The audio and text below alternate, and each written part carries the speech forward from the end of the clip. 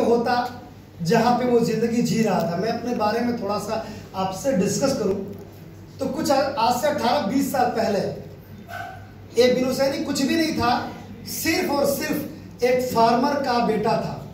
मेरे फादर एक किसान थे, मदर फादर, 4 बहन 2 भाई, मिलाकर पूरे 8 लोगों का परिवार था। सरवाइव करना बहुत मुश्किल था क्योंकि सब कुछ डिपेंड फार्मिंग पे था।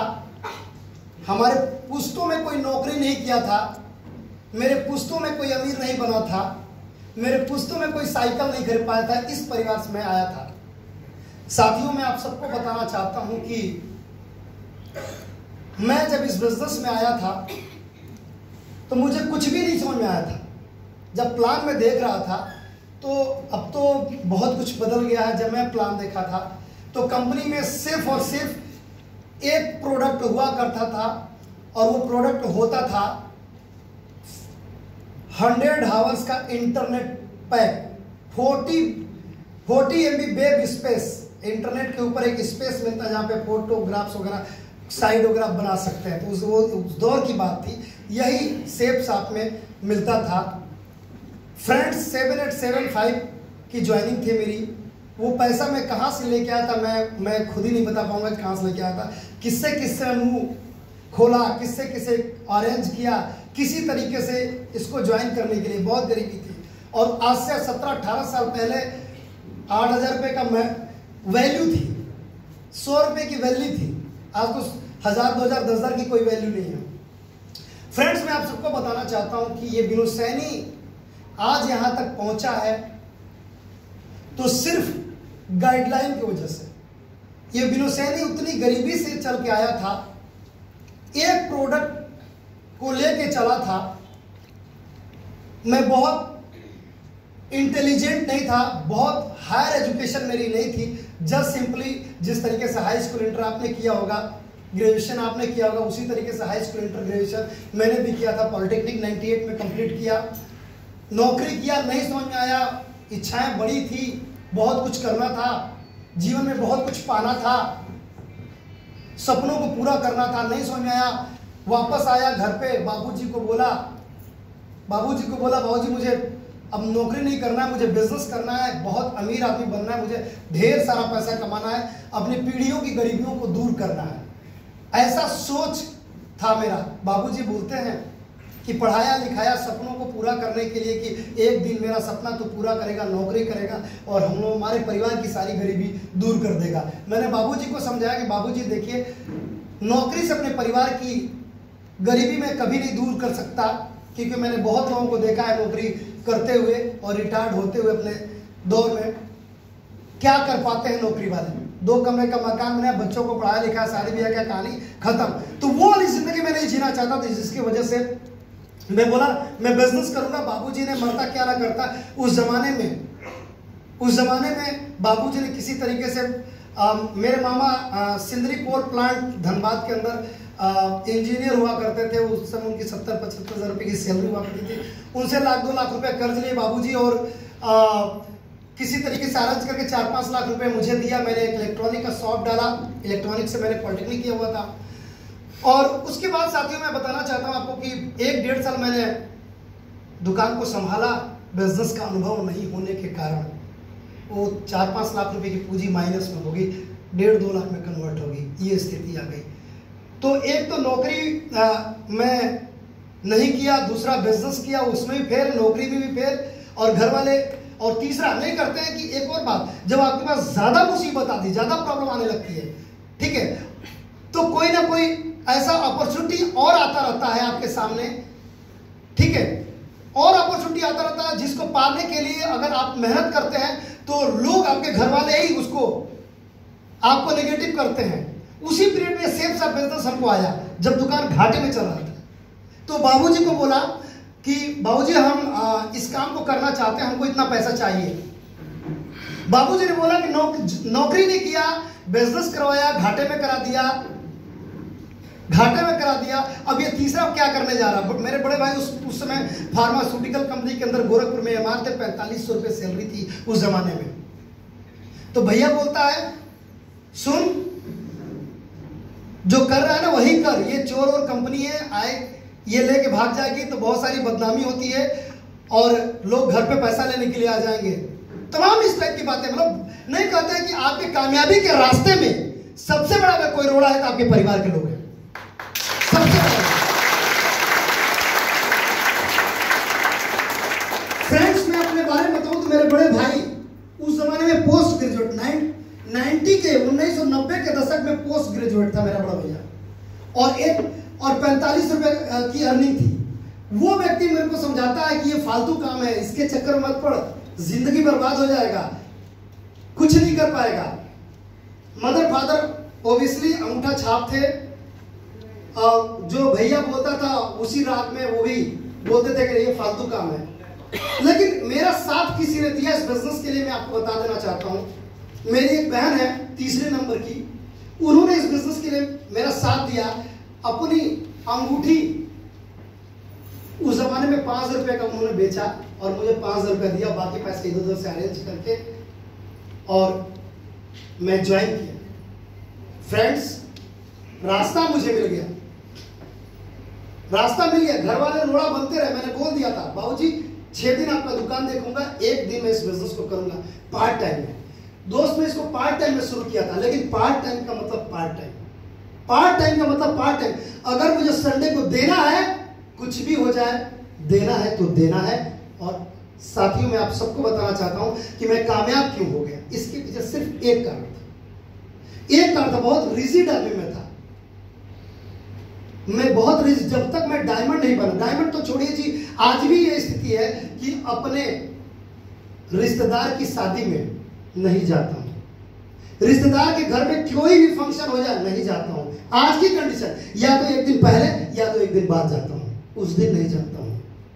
इसी की वजह से आज मैं यहां पे हूं।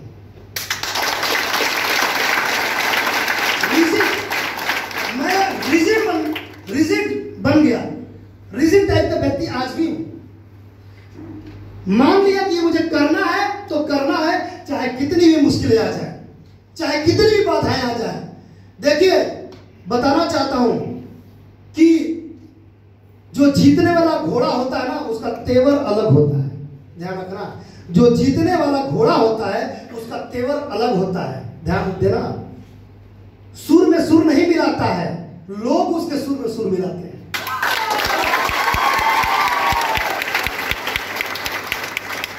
फ्रेंड्स, ज्वाइन किया, प्रवीण सर का आशीर्वाद मिला, साथ मिला, संजीव सर का आशीर्वाद साथ मिला, लेट्स ग्रो सिस्टम मिला, सब कुछ focus top to bottom, company से लेकर टीम से लेकर मेरे चारों तरफ से फोकस, एक सीरीज में फोकस होता चला गया। और मैं आपको बताना चाहता हूं साथियों, 24 अप्रैल 2002 को मैंने ज्वाइन, ध्यान देना मेरी बातों को विशेष, 24 अप्रैल 2002 को मैंने ज्वाइन किया था और 31 दिसंबर 2003 को मैं 2,15,556 रुपए की कार खरीद लिया था। कितना टाइम लगा, कितना टाइम लगा बताओ मुझे, कितना टाइम लगा यार। अगर आप चाह दो ना, आप चाह दो दिल से, तो दुनिया की कोई ताकत रोक नहीं सकती है 6 महीने के अंदर कार खरीदने से आपको। 6 महीने के अंदर,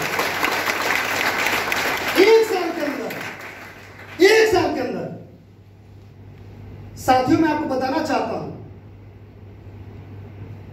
अपने गोल्ड और पर लेवल पे जब मैं था, गोल्ड और पर लेवल पे, उस समय ये ऑनलाइन सुविधा नहीं थी, ट्रांसफर, कंपनी में ट्रांसफर पैसा करने का सुविधा नहीं था, कंपनी के अकाउंट में जमा करने का सुविधा नहीं था।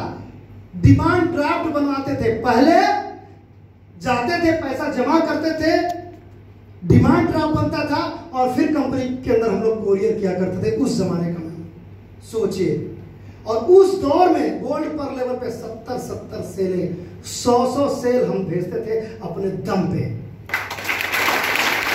मैंने बताया ना कि जीतने वाले घोड़े का तेवर अलग होता है, तेवर अलग कल भी था और आज भी है, जिसके वजह से आज हम आपके सामने हैं, करोड़पति बन के आपके सामने।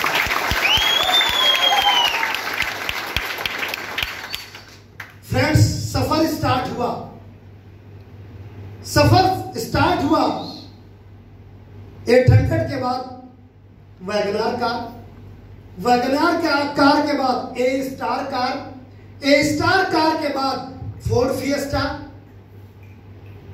स्कॉर्पियो। आज मैं बताना चाहता हूं कि जिस दिन मेरी वाइफ डायमंड बनी, डायमंड बनने से 1 साल पहले उनका बर्थडे था और उनके बर्थडे में मैंने उनको 14 लाख की वर्ना टॉप मॉडल खरीद कर दिया था। अगर एक आम आदमी नौकरी में मैं होता तो क्या दे पाता? 2, 4, 5 हजार रुपए की साड़ी, एक रिंग, गले का चैन।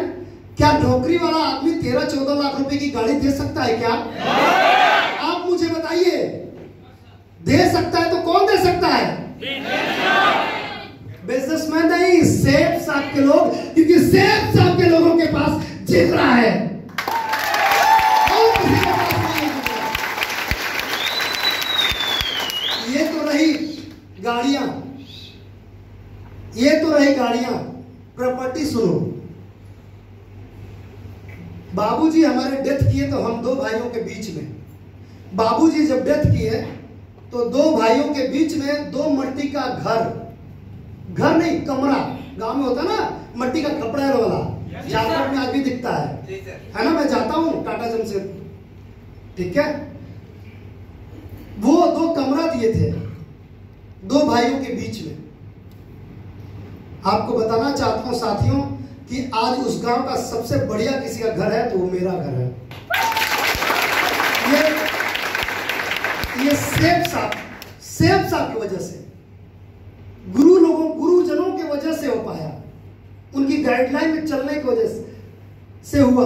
मेरे भी बहुत दिमाग खराब होते थे, आज भी कभी कभी खराब होता है, ऐसा नहीं है, आज भी कभी कभी दिमाग खराब होता है।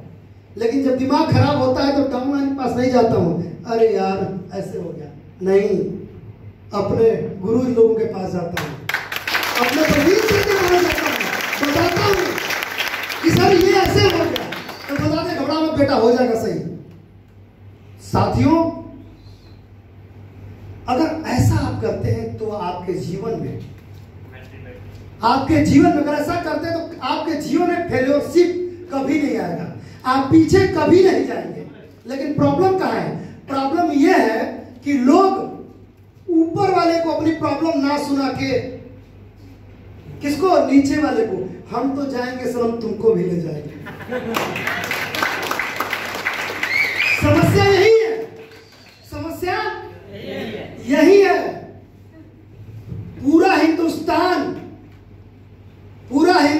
एक दिन सेब साफ करेगा, पूरे हिंदुस्तान के हर घर में सेब साफ का डायमंड हो जाएगा, बशर्ते आप अपलाइन को परेशान करो, डाउनलाइन को मत परेशान करो। और मौका मिले तो अपने करंट अपलाइन को नहीं, वो top mercury upline, top achiever upline को परेशान करो। शायद मेरा ये काम नहीं हो रहा, आप बताओ। देखिए 2 मिनट के अंदर, अरे यार ये बताओ, करोड़पति बताएगा ना करोड़पति का रास्ता? जो जगुआर से चल रहा है वही ना बताएगा जगुआर का रास्ता? कौन बताएगा? तो करो ना परेशान, कोई मना किया है क्या? कोई मना किया है? आज से खुली आजादी है, करो परेशान, देखते हैं।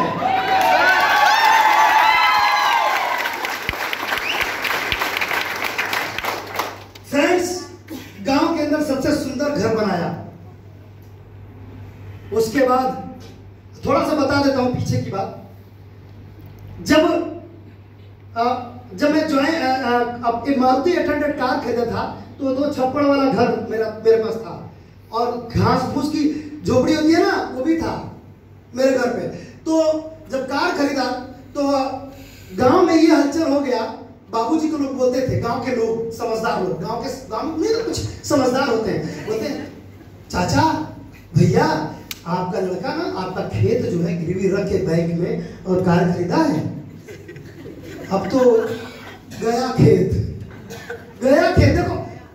देखो लोगों को कुछ नहीं मिलता है तो कैसे आपको लोग डिमोटिवेट करते हैं, आपके तरक्की को कैसे कैसे लोग रोकने की कोशिश करते हैं। डायरेक्ट नहीं मिला तो इनडायरेक्ट, आज फादर को ठोको, है ना, और फादर उसको ठोकेगा, चल इधर आ, तेरा जगह उधर नहीं है, इधर है, क्योंकि 3000 सालों से हम गुलाम हैं। साला हम आजादी की सांस नहीं ले सकते, आजादी की जिंदगी नहीं जी सकते। सच है ना? नहीं है ना? पहले राजाओं महाराजाओं की गुलामी होती थी ना, और आज इन बड़ी बड़ी कंपनियों का गुलामी, सरकार का गुलामी, और दिन रात गुलामी के बारे में सोचते रहते हैं। रेलवे रिक्रूटमेंट बोर्ड तो चपरासी तो सफाई कर्मचारी, है ना, दिमाग वही चल रहा। अरे साले उधर मत देख, इधर देख, इधर देख, करोड़पति यहां बनता है, उधर नहीं बनता है।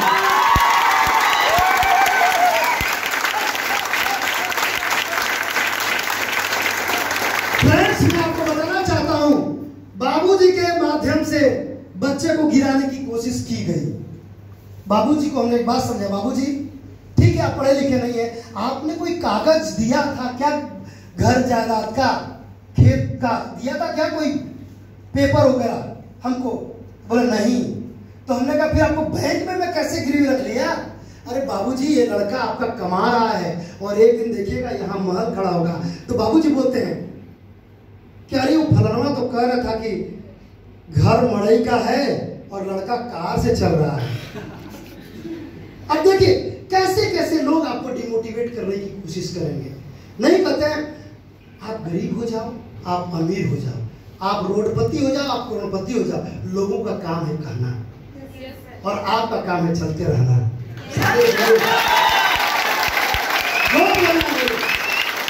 अरे हाथी चलती है तो खुजली वाले कुत्ते मोहर भोंकते हैं, जवाब देती है क्या?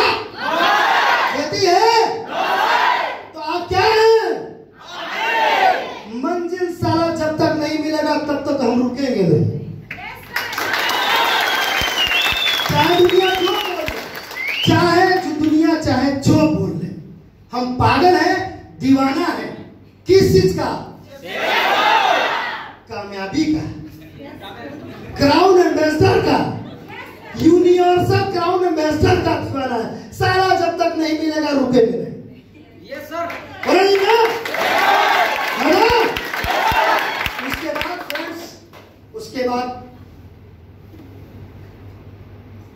गांव के घर के बाद दिल में बात आई कि मैं जवान हो गया हूं, शादी वादी करनी है ना, दिल में बात आई। चूंकि ज्वाइन किया था तो मुझे अभी धीरे धीरे आ रही थी, अब तो बाल भी पकड़ रहे हैं। तो ज्वाइन किया तो मुझे आ रही थी, जवान होने लगा तो हमारे महागुरु लोगों ने बोला कह रहे भाई शादी वादी उसी गांव में करेगा या आप कहीं और भी करेगा? हमने कहा सर आपका आशीर्वाद होना चाहिए, बताइए क्या करना है। उन्होंने बोला कि शहर के अंदर एक तुम्हारा घर होना चाहिए। मैं प्लान बनाया, सेटिंग किया, काम बढ़ाया, टीम को क्रिएट किया, नीचे डायमंड बनाया, लेफ्ट राइट डायमंड बनाया, उनके नीचे डायमंड क्रिएट हम लोगों ने किया। और इस तरीके से गाजीपुर शहर के अंदर 2008 में गाजीपुर शहर के अंदर 25 लाख रुपए का हमने मकान बनवाया।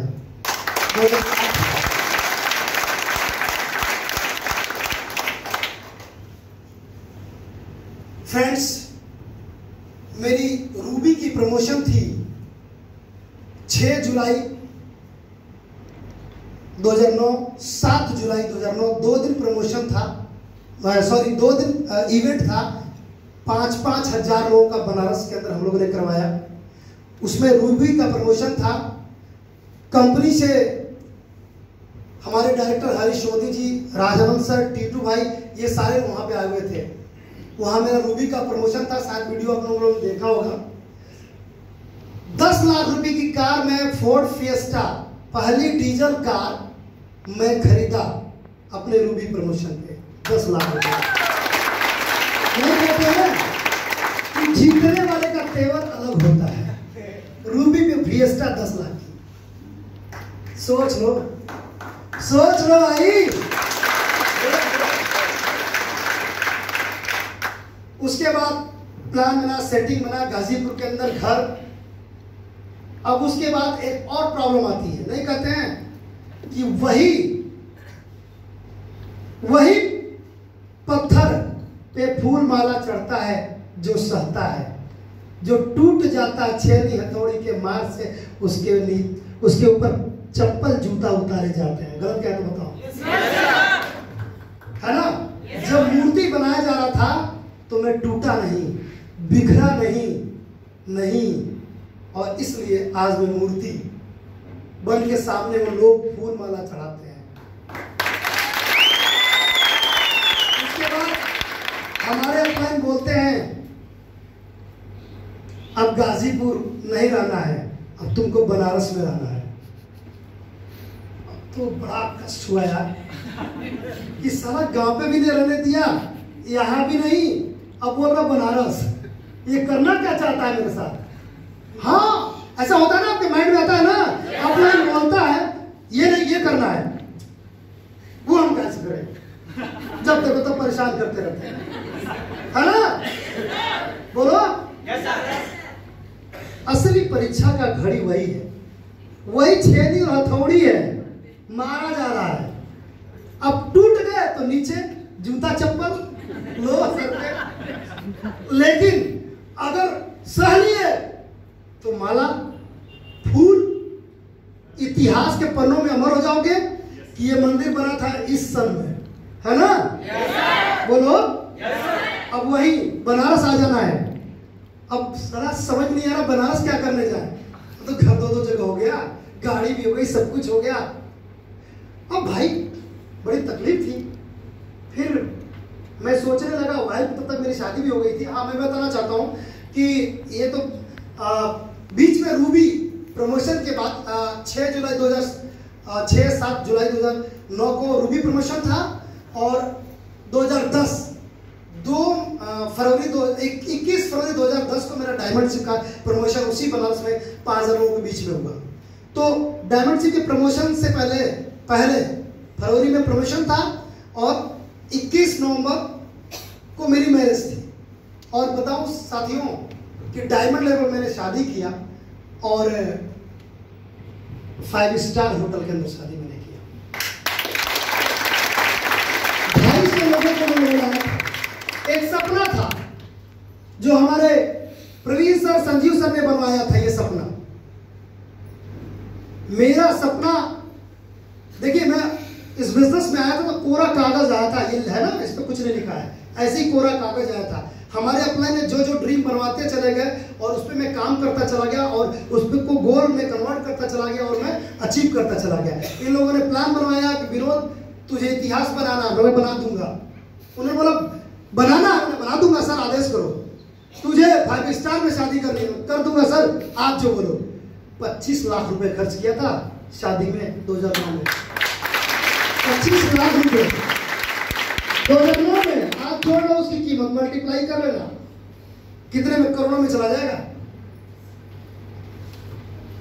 5 स्टार में शादी किया। फर्स्ट टाइम फ्लाइट में बैठने का मौका मिला वाइफ के साथ, बनारस से गोवा, सिधाडे गोवा, यहाँ का सबसे बढ़िया रिजॉर्ट है। 15 दिन बिताया, खूब मस्ती किया, लाखों रुपए खर्च किया, शानदार जिंदगी। वापिस गया, बिजनेस को बढ़ाना शुरू किया, और गुरुजी की वजह से बनारस जैसे शहर में रेंट पे रहने का मौका मिला। ऑलरेडी शहर में घर होते हुए भी, गाजीपुर शहर में घर होते हुए भी रेंट पे रहने का मौका मिला, क्योंकि दर्द जो सहता है उसी के जीवन में खुशियां आती है ना। तो दर्द मिला, कोई दिक्कत नहीं, 10 रुपए रेंट चल जा रहा, कोई टेंशन नहीं है, कोई टेंशन नहीं है। उसके बाद जमीन ढूंढना। मैं मेरे मरकरी प्रमोशन में अगर आप होंगे तो सुने होंगे, मुझे मेरा वीडियो देखे होंगे तब सुने होंगे, उसमें मैंने बताया उसमें कि जमीन मकान बनाने के लिए, बनारस में मकान बनाने के लिए जमीन जब देखता था तो मेरा प्लान काट देते थे। दूसरा जगह काट दिया, तीसरा, इस तरीके से 50, 60, 70 जमीन हमने देखा होगा, 1 लाख, 2 लाख, 3 लाख, 4 लाख, 5 लाख रुपए बिस्वा का, बहुत सारा जमीन देखा था। जिसको देखा उन्होंने काट दिया। मैं थोड़ा अपना ही चाहता क्या यार, जिसको मैं खरीदने के बारे में सोचता हूँ काट देता, ये नहीं चाहिए, ये नहीं चाहिए। साथियों, मैं आपको बताना चाहता हूँ एक बात जान लीजिए, अपने से बड़ा आदमी आपको बनाना चाहता है अपलाइन, अपने से बड़ा अपने से बड़ा आदमी, बड़ी गाड़ी, बड़ा घर, बड़ा सपना आपका अपलाइन आपका अचीव कराना चाहता है। आपको समझ में आ रहा है कि नहीं आ रहा है, डिसाइड बाय यू, वो आपको डिसाइड करना होगा। मेरे अपलाइन मुझे चाहते थे कि विनोद को मैं अपने से ज्यादा अमीर बनाऊं। दर्द दिया, सहा, टूटा नहीं, दर्द सहा, और दर्द सहने का नतीजा रहा साथियों कि 2011 में 60 लाख रुपए का जमीन खरीदा था बनारस के अंदर। 2011 में 60 लाख की जमीन आज 2 करोड़ की है। मेरे महागुरु प्रवीण सर कुछ दिन पहले मेरे घर गए थे। इन्होंने देखा,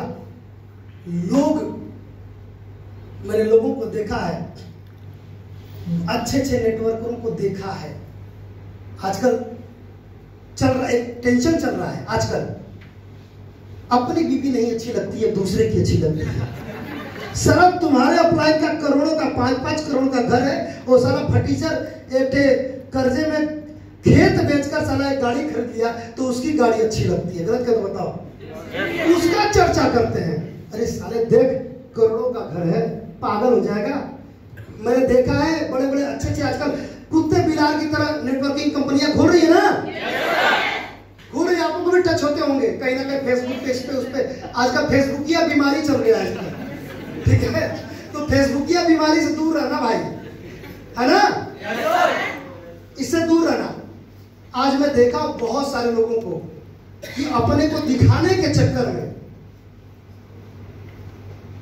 अपने घर का खेत बेचा, ले लिया जगुआर, ले लिया खेत बेच के ले लिया जगुआर, सेब साहब के लोगों को दिखाने के लिए, आपको तोड़ने के लिए, आपको कंफ्यूज करने के लिए। और साला उठा खोदा पहाड़ निकला चुहिया, साला देखो तो जगुआर किराए के मकान में खड़ी होती है।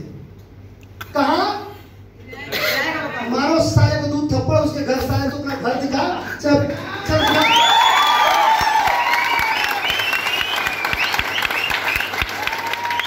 ऐसे। और जगुआर, BMW, ऑडी कितने की मिलती है? अरे 3-4 लाख रुपया लाओ और चलो मैं दिलवा दूं तुमको। फिर जब दर्द होगा ना, वो अब मैंने 1 लाख पीछे से, तो समझ में आ जाएगा। गलत क्या तो बताओ। सर गए थे, मेरे घर में पार्किंग साला 10 गाड़ियों का है। कितने गाड़ियों का? 10 गाड़ियों। बिना सैनिक की गाड़ी दूसरे के रेंट में नहीं वाले घर में तो नहीं खड़ी होती है ना, बोलो। और जितना बड़ा मैं मकान बनाया हूं ना, जितना बड़ा मैं मकान बनाया हूं, सारा अच्छे नेटवर्कर दूसरी कंपनी का साले जिंदगी में कभी सोच ही नहीं सकते। उनका सालों का उतना बड़ा सपना बन ही नहीं सकता जितना बड़ा घर मैंने बनवाया है। अपने 9000 स्क्वायर फीट का मैंने मकान बनाया है। रहता कौन है? 4 लोग, हम तो हमारे लोग, कहानी खत्म, ठीक है? और एक केयर टेकर, कहानी खत्म, समझा? 9000 स्क्वायर फीट का चला था कहाँ? सारा झोपड़ी से। और बताता हूं, ये गांव में शानदार घर, होम डिस्ट्रिक्ट में शानदार घर, बनारस में शानदार घर, और यही नहीं रुका है करवा बाबा, लखनऊ के अंदर, लखनऊ में मैंने 2014 में लिया था 2800 स्क्वायर फीट लैंड, और आज उसकी कीमत लिया था 14 लाख का, आज उसकी कीमत 70-80 लाख रुपए है। तो मैं आपको बताना चाहता हूं, मैं बताना चाहता हूं ये बात कि दर्द हुआ, तकलीफें हुए, पिछवाड़े पे लात पड़ा, जूता पड़ा सर पे, घूसा भी पड़ा सीनियर का, ताना भी सीनियर का सहा हमने, समझे? सीनियर की बहुत कुछ सुना और सीखा भी, सहा भी। इसकी वजह से मैं आज यहाँ हूं दोस्त। ये सच है, इसमें कोई डाउट नहीं है। जो कहा है ये वर्ड बड़ा सही कहा है कि जो सहता है वही पाता है रियल में, जो नहीं सहता है वो टूट जाता है, बिखर जाता है।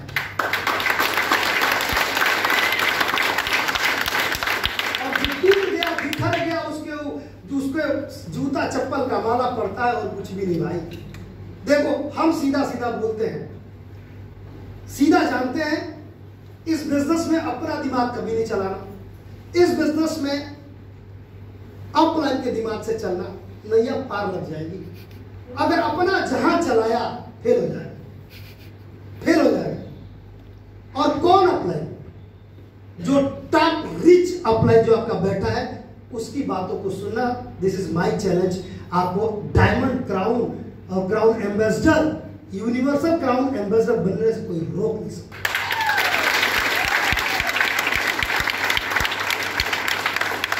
अपना पेज घुमाना बंद करो, घुमाना बंद करो, सब कुछ अपलाइन के गाइडलाइन में चलो।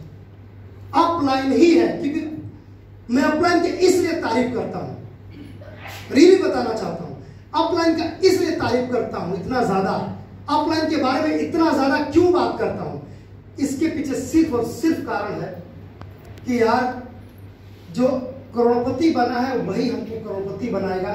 साइकिल मोटरसाइकिल वाला नहीं बना सकता, बना सकता है। देखो मेरा एक सिद्धांत है, उसी सिद्धांत पे काम करता है। सिद्धांत ये है कि आपको करोड़पति बनना है ना, बोलो yes, सभी करोड़पति बनने के लिए आए हो ना? yes, सभी लोग आए एक आवाज में yes, मैं भी आया हूं, मैं बन चुका हूं, करोड़पति की तैयारी चल रही है।